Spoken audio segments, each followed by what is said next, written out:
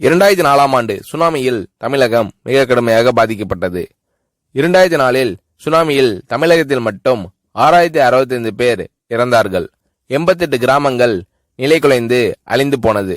இந்த சூழ்நிலையில் அம்மா அவர்கள் எடுத்த நடவடிக்கையால் 10 கிராமங்களுக்கு ஒரு அமைச்சர், ஒரு IAS அதிகாரி, ஒரு PRO என்ற ஒரு குழுவை அமைத்து உலக வரலாற்றிலேயே இது போன்ற மீட்பு நடவடிக்கை இருந்திருக்காது என்ற அளவில் 3 நாளில் பாதிக்கப்பட்ட கிராமங்களுக்கு மின்சாரம் வழங்கப்பட்டது. குடிநீர் வசதி செய்து தரப்பட்டது. இந்த மின்னல் வேக நடவடிக்கையால் அப்போதிருந்த இந்திய ஜனாதிபதி அப்துல் கலாம் மற்றும் அமெரிக்காவின் முன்னாள் அதிபர் கிளின்டன் ஆகியோரின் பாராட்டுகளை அம்மாவின் அரசு பெற்றது.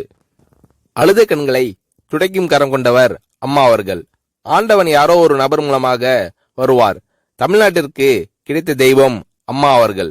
சுனாமியில் பாதிக்கப்பட்டவர்களில் 40 பேருக்கு 2 குழந்தைகளும் சுனாமியில் இறந்து விடுகிறது. அந்த 40 பேரும் ஏற்கனவே கருத்தடை ஆபரேஷன் செய்திருக்கிறார்கள். பெற்றோர்கள் மட்டும் உயிர் பிழைத்திருக்கிறார்கள். உயிர் பிழைத்தவர்களுக்கு இனி குழந்தை கிடையாது என்ற நிலையில் அவர்களுக்கு கருணைவு ஆபரேஷன் செய்து அவர்களில் பல பேருக்கு குழந்தை பிறந்து அந்த குழந்தைகள் இன்று பள்ளிக்கு சென்று கொண்டிருக்கிறார்கள். நாகப்பட்டினத்தில் அம்மா அவர்கள் மீனவர்களை சந்தித்த போது மீனவர்கள் கதறி அழுதார்கள். அவர்களிடம் அம்மா அவர்கள், நான் இருக்கிறேன், நீங்கள் கவலைப்படாதீர்கள், இழந்து போன உயிரை தவிர மீதி அனைத்தையும் நான் உங்களுக்கு தருவேன் என்று அவர்களுக்கு தேவையான அனைத்து உதவிகளையும் செய்து தந்தார் அம்மா அவர்கள்.